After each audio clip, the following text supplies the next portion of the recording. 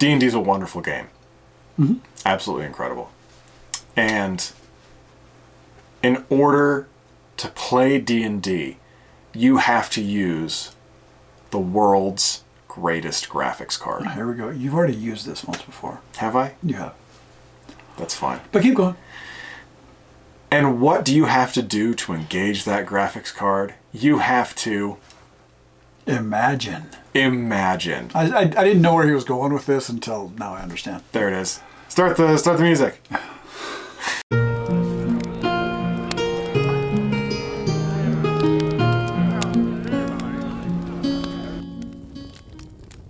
Hi. Hi. We've got a video for you. We do. Talking about... Yeah, that. Yeah. Imagine Magazine. Yes, Imagine Magazine. That's what he was getting at here at the beginning. I phased out there for a minute. I have been reading. You can do that?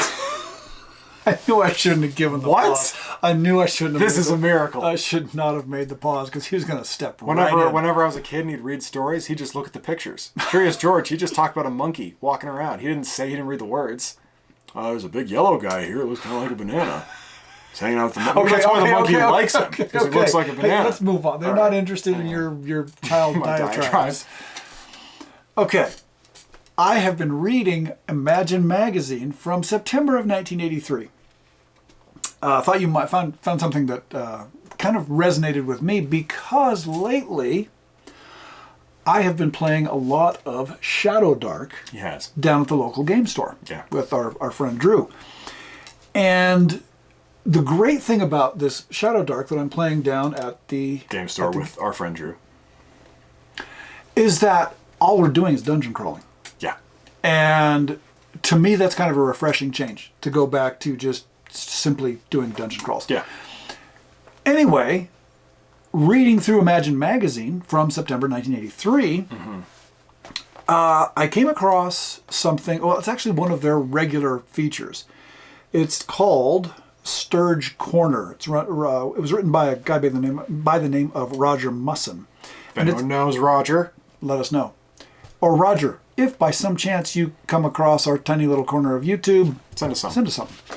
But Roger Musson and Sturge Corner, it was considered a guide for the inexperienced player. Oh, how fun. Yeah.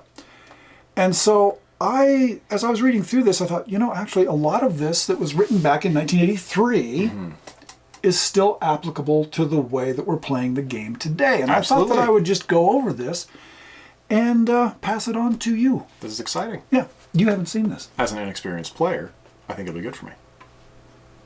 Go ahead and read. Yeah, I'm going to go ahead and read. Okay. Sturge Corner by Roger Musson. Starts off with a quote, "If I were to hand you a colorless liquid that might make you very strong for 5 minutes or might kill you instantly, would you drink it?" So, this is basically advice for survival for inexperienced early starting up brand new to the game players. I'm going to have to read most of this. There are no pictures. So I'm going to have to read most of this. Let's jump right in. One thing I should make clear, this is Mr. Musson, one thing I should make clear right at the start is that successful play does not have, this is all about being a successful player. One thing I should make clear right at the start is that successful play does not have anything to do with going up levels faster than anyone else. Far from it. The most successful characters you will ever play, those you will remember the longest, will be those with the most distinctly developed persona. Characters with their own foibles and quirks will come alive much more than those who are merely powerful statistics on paper. A cretinous character with a morbid fear of kobolds can be just as much fun to play as a souped-up Conan lookalike. Conan lookalike? Bill's always giving me a bad time about the way I pronounce it. Which do you think it is? I think it's Conan. I've always said Conan, but I've only ever really heard you say it, I guess. So Okay. How do they say it in the movie? Conan the Barbarian. Anyway, we digress. Yeah. A cretinous character with a morbid fear of kobolds can be just as much fun to play as a souped-up Conan lookalike. It provides a greater challenge, too. He moves on to talk about staying alive. However, for a character to develop properly, one thing is essential: survival. What are you doing over here? You're just being a problem, I was aren't you? dancing to Staying Alive. Go ahead. To flesh out the persona of your character, you need only exercise your imagination, but to keep him or her alive long enough to develop a history of adventures, you need a little common sense and a bit of gaming technique. Staying alive has its own advantages, but in the D&D game, it leads to the gaining of experience levels, making you more powerful and better equipped for winning treasure and increasing your life expectancy. Nice. He moves on and gives an example of poor play by a party. Let me give you an example of some really bad play to demonstrate how characters can come to grief needlessly. I should start by saying that my campaign is usually reckoned by players to be one of the safest around. That's a shame. Yeah, that sounds like somebody I know. Casualties are very low normally, provided players aren't silly. The following episode was a very rare instance of a total wipeout. Some first-level characters were making a foray into the first level of the dungeon. Going through a secret door near the entrance, they traveled down a long, wide corridor. Then the trouble started. The party split up. One part descending to level 2, thus making one strong party into 2 weak ones. Nice. The hapless group on level 2 soon met a sticky end. I don't know how that happened. The others continued to explore the passages of level 1, eventually stumbling across the entrance to the goblin lair, Nice. guarded by a handful of sentries. Cool. What did the party do? They stood around bickering loudly about whether to attack or not. While they did so, one of the sentries nipped off to fetch strong reinforcements, and soon it was the party that was being attacked. Despite being outnumbered, they fought on until all but one was dead. He managed to escape. The others could probably have done so too, had they even tried. One lone warrior could have survived at least if he had retraced his steps to the long corridor and exited via the secret door. Instead, he started to wander around, exploring rooms, and eventually he found one with a monster in it of unfamiliar type. With mind-bending stupidity, he rushed in to attack single-handedly and even persevered in hacking at it when he found he couldn't hit it. It needed a magic weapon. Nice. The lessons to be learned from all this follow as quickly as his demise did. So, I think that this is highly indicative of the way that bad play is done. Yeah. Think it through. Clear back in 1983, but let's move on to Musson's morals. The morals taken from this experience. From Musson. From Musson, yes. Moral number 1, this is what it's called, Musson's morals. Moral number 1, don't split the party unless you absolutely have to. It markedly increases the risk of fatalities. I mean, this is like basic D&D number stuff. 1, you know? Never split the party. I can't tell you, playing this game of Shadow Dark, how many times we said, we can't go do that because that's going to split the party. And I'm playing with some grognards here. And, we all kind of look around sagely at each other and go, don't split the party, can't split the party. I honestly can't think of a single time when splitting the party has actually gone well. Unless it's forced upon you. Yeah. You guys hold this, I got to go for help. I get that. But just saying, I think we're going to go this way. Why don't you guys go that way? We'll meet back here in 2 hours. No, bad idea. Anyway. Yeah, I have literally no examples of it ever being good. No, none. Mm-mm. No. Musson's morals. Moral number 1, at least remember that one. Don't split the party. You should all know that. You guys know that. If you're here, you know that. Exactly. Moral number 2. Don't go deeper than you can handle. Some players like to have character after character commit suicide in the deepest levels, hoping that one will eventually make off with a big unguarded treasure by a lucky fluke.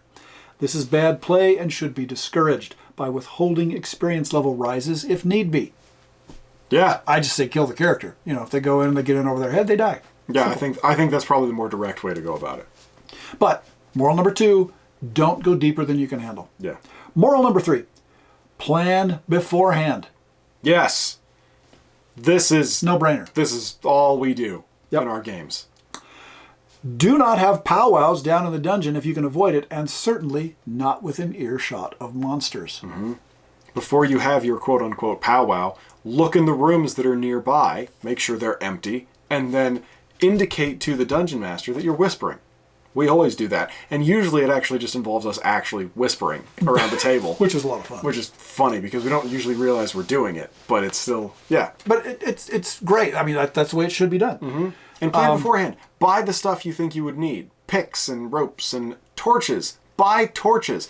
Buy a flint and steel. Yeah, but even more to the point. And if you want a map, you better buy some mapping equipment.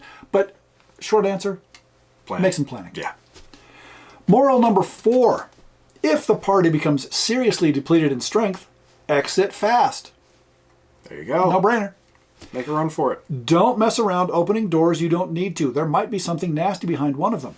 Also, the longer you stay down, the more chance you have of meeting a wandering monster that you can't handle in your weakened condition. So, when you start to lose your strength, you leave. You can always come back. We've done that many times. Left and returned somewhere once we were back up to health and had more stuff. And hopefully you did find some things, you take them with you so that you can buy more equipment that you didn't have beforehand because you're a slightly stronger party because you found some money. Yep. Moral number 5. Don't get into unnecessary fights. I would actually put this as moral number 3. Yeah. Don't get into unnecessary fights. With the D&D game's combat system, almost any hand-to-hand combat will cost you hit points. Yeah. Save them for when you really need them, either to win the big treasure or just to get out alive when cornered by a dangerous wandering monster. He goes on to say, I would add to the above in conclusion, don't take risks. I find that's a bit too far for me. That's a bit. But I think I understand what he means. It's kind of ambiguous. Yeah. He goes on, if you find a room with a battery of interesting looking levers, and this made me laugh because we came across, this happened to us in our Shadow Dark just last week. It did. We came across a room that had 6 levers in it. And it was very much I don't think we want to touch. We ended up doing one of the levers, but we left the other 5 alone. That's funny. If you find a room with a battery of interesting looking levers, my advice is to leave them alone. For every one that does something useful, there will be 2 that are electrified or that plunge you into a pit full of green slime. It's just not worth it if you want to survive. Now, I think maybe he goes a little too far with this, in that you have to take some risks, but they need to be calculated risks. That's the thing. If you have a bunch of levers, the rule should not be never pull those levers. The rule should be figure out what the levers do before you actually pull them, because as close as you can. Because a good DM will include some sort of indicator of what they do. And it may be 3 rooms away. Yeah. But there will be clues it won't be just random. There will be clues as to what those levers end up doing. Yeah, you look around like, oh, there's a crack in the floor here, or there's room for a gate up there that's hidden away super well. Just look around and see what you can find. Exactly. I know players who go to such lengths that they will never drink any unknown potion, lest it should be poison, and with good cause, too. Forget the game for a moment. Think of it like this. If I were to hand you right now a colorless liquid and tell you that it might make you very strong, or perhaps very fast for 5 minutes, or on the other hand, it could kill you, would you drink it? No. Well, that's probably the way any sensible character would think. Remember, there's no reason why they should want to die any more than you. Characters that don't take risks, apart from the calculated ones, adventuring, fighting, etc., may progress more slowly than those who press any button and turn any knob, but they tend to live a great deal longer. Anyway, Sturge Corner by Roger Musson. I like the fact that this was all reinforcing the way that we've been playing for decades. It's just fun to come across and know that some of this advice is timeless. Oh, I think it's very true. Most of it. Just treat your character like they're you, right, and play like they are a person, wanting to not die and be able to go on and make more money and go on more adventures. And you're probably going to last longer if you approach the game in that way. And I think there's one other thing that I will throw into this, and that is that when you play logically like that, it's also better for the rest of the people in the party. Yeah. Because you're not subjecting them to dangers that they might not want to be subjecting their characters to. It's keeping things more on an even keel for the rest of the party as well. Because I've heard lots of stories from the group we play with about some of the people you used to play with and how sometimes they would have a tendency to just go off the rails, charge in and just start attacking something, and hoping to get the treasure before anybody else hoping to just get lucky that they were going to just get the right rolls. And you should never rely on a decision getting the right rolls and surviving, because you're probably not going to. At least not in my world. Nope. Anyway. He'll kill you if you look at him wrong. Has been known to have. No, I haven't done that. Well, anyway. Anyways, Imagine Magazine, September 1983. You used to be able to pick this magazine up for £1, which was really cool. It's a heavy magazine. It is. Anyway, that's all we have today from the Old Warlock. Somebody's far too amused by his own. That was funny. His own feeble sense of humor, but that's all we have today. If you get the chance to read Imagine Magazine, do so. It's a lot of fun. It cost £1 because you don't want to carry it too far. I'm Jim. I'm Alex. Keep your sword on free. Bye, guys.